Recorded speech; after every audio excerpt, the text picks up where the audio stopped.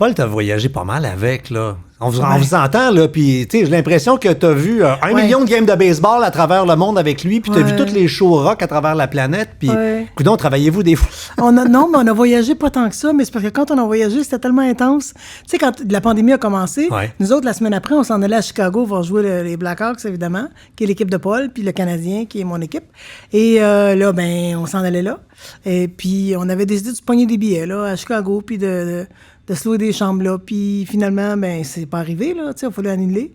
Mais là, on attend juste de pouvoir partir quelque part. Mais, tu sais, des fois, là, Paul, il y a un VR maintenant. Monsieur s'en va avec sa petite maison. Sa maison qui roule. Sa maison qui roule. Alors, c'est un autre paire de manches, là. Et on a fait quelques voyages. On a fait... Tu sais, Paul, en fait, le voyage qu'on a fait, à un moment donné, quand Paul m'a dit un jour... On s'en va, puis on va aller au Rock and Roll Hall of Fame, on va aller à telle place. Il me donnait tout ce que je voulais, ce qui me tentait. Tu sais, il me vendait son voyage. Quand on est parti, on a fait tous les stades. OK, on est allé au Rock and Roll Hall of Fame. OK, avec un petit côté menteur, le maudit manipulateur. Oui, parce que, tu sais, on a fait 10 stades pour un Rock and Roll Hall of Fame, 20 stades pour un show de Neil Young. Tu sais, genre, alors c'est ça. On a vu du baseball. Toi, t'es pas trop au baseball. Ben là, je suis pas mal toute. Sais-tu quoi? J'ai aimé ça. Ah oui? Ouais, j'ai découvert beaucoup de choses avec Paul. Parce que, tu sais, t'arrives dans un stade, t'as pas juste... Il y a pas juste une partie, là. Il y a l'histoire du stade. Ah oui, non, c'est parce que oui, t'asseoir avec Paul, là, t'as pas le choix. Là, c'est qui le designer, puis le pourquoi, puis le premier propriétaire, puis comment que la municipalité n'était pas d'accord, puis... Puis là, à un moment donné, t'es assis à côté de toi, puis là, tu regardes, tu sais, puis il te parle, il fait « Tu m'écoutes-tu? » Ben oui. C'est je t'écoute. Puis là, tu te dis, OK, Paul, arrête, ça fait longtemps que je t'écoute plus.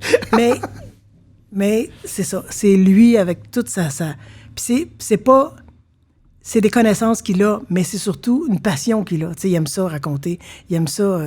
il aurait fait un professeur extraordinaire, Paul, je pense. Probablement. Communiquer sa passion. Je suis convaincu qu'il y a plein de monde qui pense que vous êtes en couple. Ah, on s'est fait dire ça une fois. Écoute, on s'est regardé comme...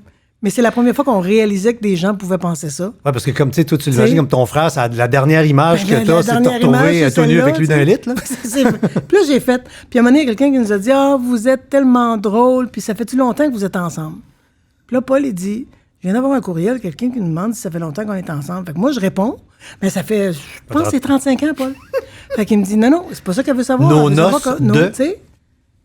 Hein? J'ai dit « Voyons, comment quelqu'un peut penser ça? » Et c'est là... C'est juste il y a quelques années. C'est là que j'ai réalisé, y a-tu du monde qui peuvent penser ça?